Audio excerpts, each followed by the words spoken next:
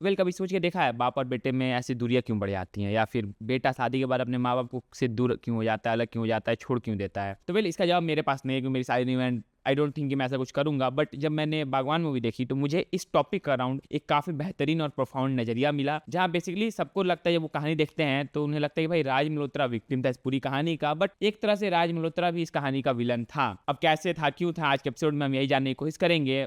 Hello everyone and welcome back to episode 18 of Monday retro with your दोस्त host Abhijit. बड़ी बागवान कहानी है evolving society की। सोसाइटी एक ट्रेडिशनल अप्रोच से मॉडर्नाइज्ड अप्रोच की तरफ ट्रांसफॉर्म हो रही थी, जहाँ पे कपड़ों को लेकर ट्रांसफॉर्मेशन हो रहा था, स्ट्रेचर्स को लेकर ट्रांसफॉर्मेशन हो रहा था, इक्वालिटी को लेकर बहुत सारे ट्रांसफॉर्मेशन हो रहे थे। एंड उस समय की ये कहानी है। एंड इसी साथ जो जॉइंट फैमिली वाला पूरा जो सिस्टम था वो भी डिसरप्ट होकर न्यूक्लियर फैमिली के ट्रांसफॉर्मेशन की तरफ बढ़ रहा था। एंड उसी समय की ये कहानी है। एंड उस समय भाई फाइनेंशियल बहुत ज़्यादा बढ़ना रहा था, बड़े शहरों में रहना बहुत ज़्यादा मुश्किल हो गया था। एंड उस चेंजिंग सोसाइटी की ये कहानी है। एंड उस चीज़ों को बहुत अच्छे से मूवी टैकल भी करती है। वो ये पार्ट तो दिखाती है कि भाई बेटे जो हैं अपने बाप के प्रति सिर्फ पैसों के लिए एक तरह से झुके हुए हैं, बट इसी साथ ये भी दिखाती है कैसे changing society, evolving society and ये मॉडर्नाइजेशन का जो असर था वो फैमिली से पड़ रहा था। उनके पास फाइनेंशियल बर्डन बहुत ज़्यादा था, वो एक आदमी भी एक्स्ट्रा एफोर्ड नहीं कर पाए थे अपने घर पे। एंड कहीं ना कहीं वो भी एक रीजन था कि भाई जो उसके बच्चे थे अपने माँ बाप की केयर नहीं कर पा रहे थे अपने पास रख कर। बेसिकली उनमें तो एक पहली तो कमी थी, वो अपने माँ बाप को कभी भी उस तरह से देखते नहीं थे कि भाई उनकी हमें केयर करनी है। वो उन्हें एक अलग ही आइडेंटिटी मानते थे, वो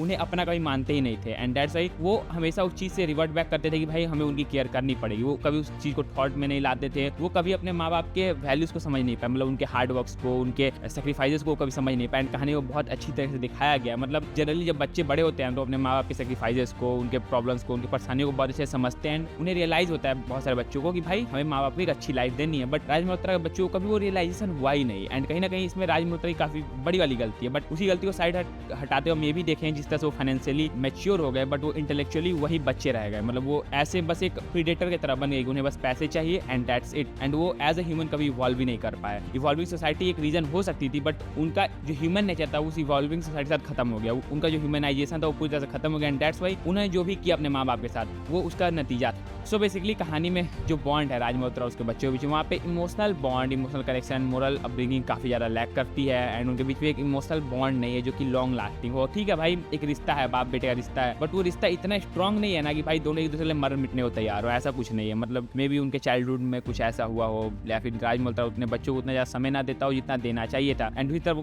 तरफ अगर हम उसका रिश्ता आलोक के साथ देखते हैं, मतलब आलोक कैरेक्टर देख के मुझे यही आता था, मतलब सलमान भाई को बेसिकली देख के, कि भाई शेर भी कभी भीगी बिल्ली हुआ करता था। बेसिकली भाई मतलब जो पूरा आलोक का कैरेक्टर है भाई, इतना शांत, इतना शर्मील, मतलब इतना भाई मैंने सलमान भाई से एक्सपेक्ट नहीं किया। सलमान भाई इस तरह से इतने गाय आदमी हो सकते हैं। मतलब जो उनके कैरेक्टर है ना भाई, इतना गाय है भाई।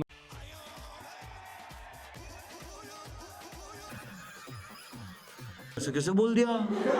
स्मार्ट नहीं है, जेल भेजो इसको। भाई बोलता जैसे है, एक्ट जैसे करता है भाई, इतनी हंसी आती है। मतलब और उसी साथ ये जो अलोआ कैरेक्टर है पूरी कहानी में बहुत लेम सा था। मतलब वो स्ट्रॉन्ग होल्ड ही क्रिएट नहीं कर पाते इस कहानी में। कहानी का टॉपिक बहुत अच्छा है, प्रेजेंटेशन भी काफी हद तक बेहतरीन है, बट वो लॉन्ग लास्टिंग इफेक्ट नहीं है कहानी में। कहानी काफी ज्यादा वीक है अपने स्क्रीन प्ले के साथ। मतलब आलोक का कैरेक्टर को और भी पोटेंशियल दे के एक बेहतरीन ढंग से उसे दिखाया जा सकता था, बट वहाँ पे ये कहानी लैक करती है। मतलब आलोक के कैरेक्टर का बहुत ज्यादा यूटिलाइजेशन नहीं है। वहाँ से एक इमोशनल कनेक्शन, इमोशनल बॉन्ड बनाने की कोशिश की गई कि वो उस बाग का पौधा है। मतलब वो जो अलोआ कैरेक्टर है उसको एक पौधा दिखाने की कोशिश तो की गई है, बट दूसरे बगीचे की, जो कि उस बगीचे के बागवान को फल देने की कोशिश करता है। लेकिन वो जो उसका इम्पैक्ट होता है ना वो बहुत बहुत बहुत लेम होता है। मतलब वो फील ही नहीं होता, बहुत आउटसाइड द प्ले फील होता है। मतलब ये कहानी है ना सपोज, तो कवर की तरह फील होता है। मतलब कवर भी नहीं वो कहानी का, कवर के बाहर धूल लग जाती है। अलोक कैरेक्टर वैसा इस कहानी के लिए। मान लो फोन हो गया राज मल्होत्रा, कवर हो गया उसके बच्चे, एंड कवर के बाहर जो धूल है वो हो गया आलोक। एंड आलोक वैसा ही फील होता है। मतलब झाड़ काटा तो कोई फर्क ही नहीं पड़ता है। ठीक है, वो एक स्टैचर देता है राजा आलोक के कैरेक्टर को एट द एंड कि भाई वो मेरा बेटा and all that, but emotionally कहानी उस चीज को बहुत अच्छे से प्रेजेंट नहीं कर पाती है मेरे लिए। ओवरऑल अगर बागवान मूवी नहीं देखी है तो इस मूवी को जरूर देखो, क्योंकि ये मूवी जस्ट माँ बाप की इंपॉर्टेंस को नहीं बताती, बल्कि ये बतलाती है कि इन बहन के टक्कों के जैसा नहीं बनना है कभी भी जीवन में। कि ये जो चूत थे इसके चारों बच्चे, उनके जैसा कभी भी जीवन में नहीं बनना है।